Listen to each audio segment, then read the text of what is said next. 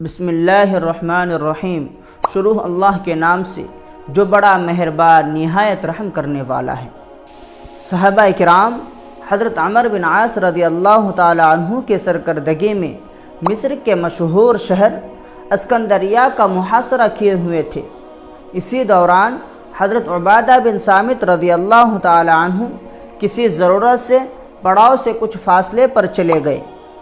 اور ایک خالی جگہ پر اپنے گھوڑے سے اتر کر نماز کی نیت باندھ لی تو اتنے میں ہی کچھ رومی کافر ادھر نکل آئے اور حضرت عبادہ بن صامت رضی اللہ تعالی عنہ کو تنہا نماز پڑھتے ہوئے دیکھا تو انہوں نے سوچا کہ ان کو قتل کرنے کا یہی صحیح موقع ہے۔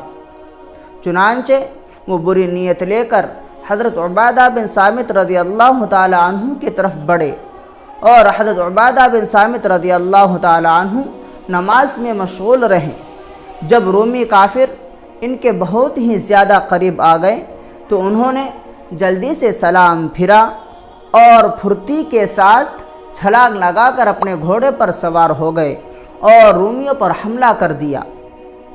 چنانچہ رومی کافروں نے ایک عابد اور درویش شخص سے ایسی شجاعت اور بہادری کی امید اور توقع نہ کی تھی، لیکن اللہ کا یہ شعر جب ان کی طرف بڑھا تو اپنی جان بچا کر بھاگنے کے لیے اٹھ کھڑے ہوئے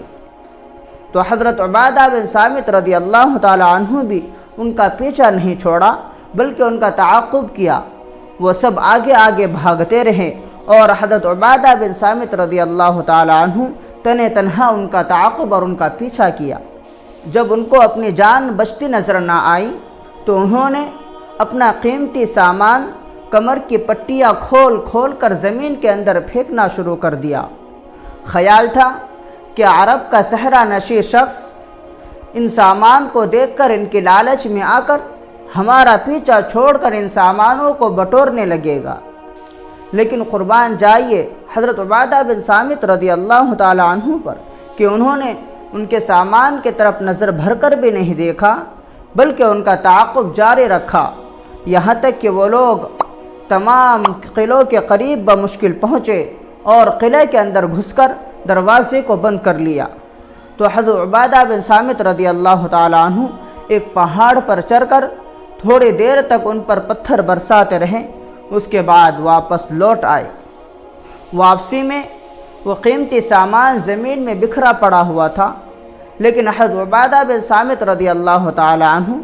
خدا مست اسے اٹھانے میں اپنا وقت کہاں برباد کرتا بلکہ واپس آ کر اپنی جگہ میں نماز پڑھنا شروع کر دیا۔ اور رومی کافروں نے جب سامانوں کو جو کا تو دیکھا تو قلعے سے باہر آ کر اپنے سامانوں کو اٹھا کر واپس لے گئے۔